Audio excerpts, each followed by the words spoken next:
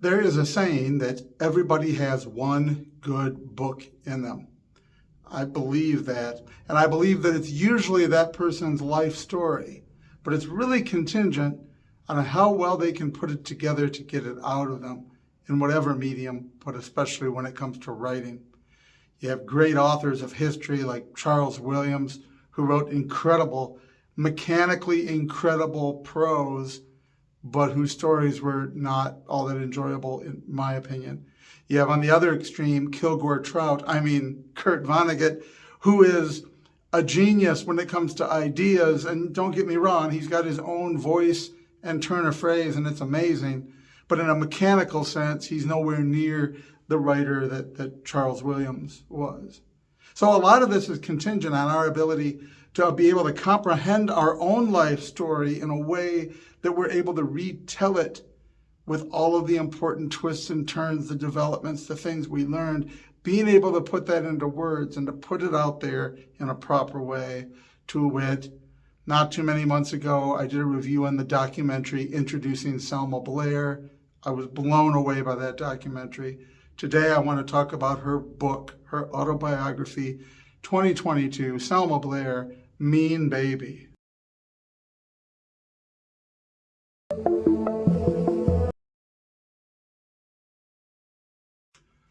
There are a whole ton of things that are interesting about this book, and it really depends on where you're from and where you're coming from.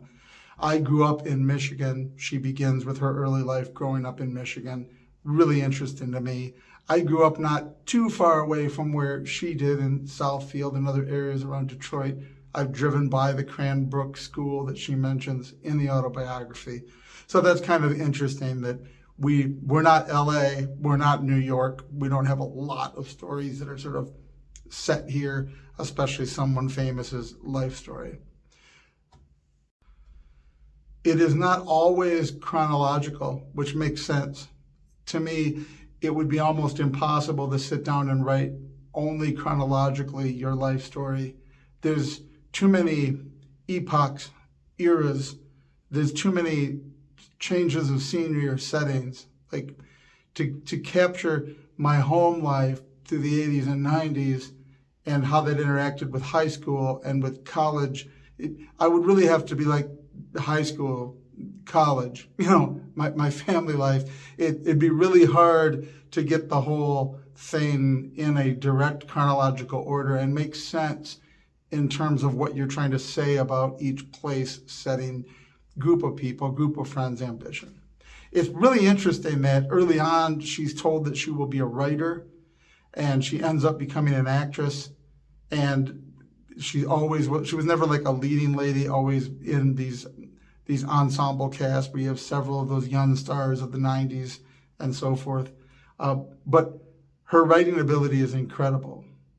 Reading her autobiography and being able to see the skill, both emotional and mechanical skill, to be able to put this into prose and express stuff from the very beautiful to the very hideously ugly and everywhere in between.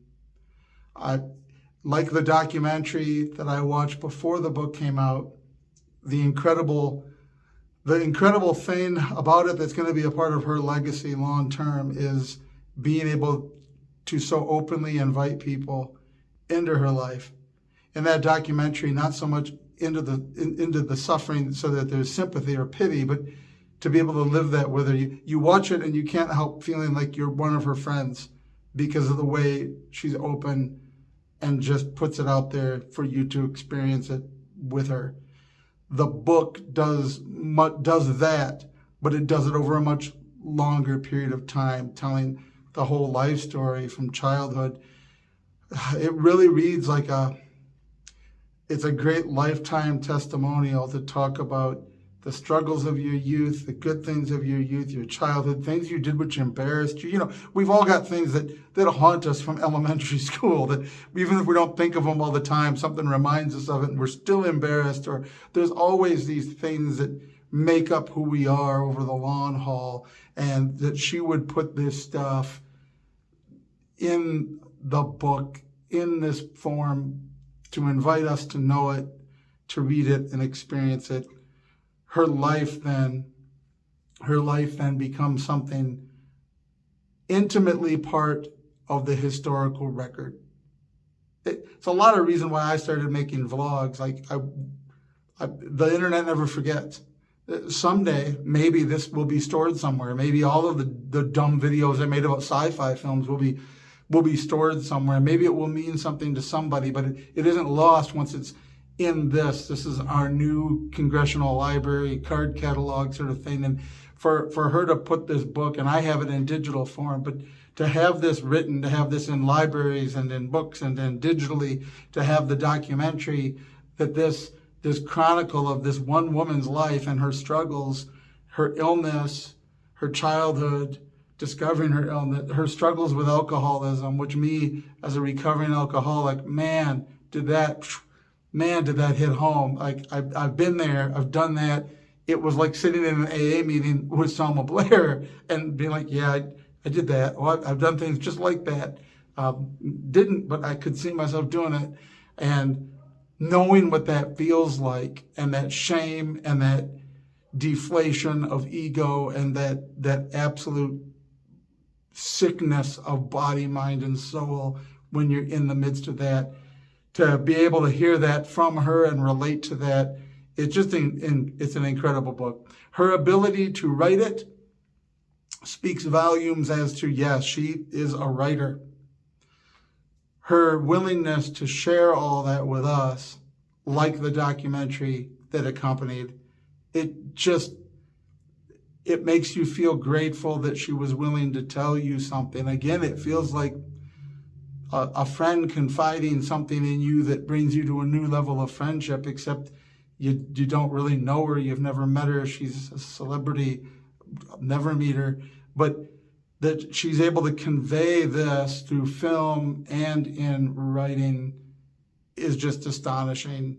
And this, again, is something that will be part of a legacy of hers. Not that I don't like the movies she was in, but this is going to so far sort of, this is going to be the major thing is going to be how she personally put herself out there to share her life experience through good and through bad, and not seeking pity, just putting it out there, saying this is a life that was lived at this time, overlapping the 20th and 21st century. This is what it was like, and someone could find this in the database 1,000 years from now and be like, wow, this is someone's life that lived at this time, without ever having seen the movies, although they might find them in the database. But it's just incredible that she would be willing to put herself out there and to do it in such a way, it never comes across as feel sorry for me or pity me. It never says, woe is me, I'm so important and this happened to me.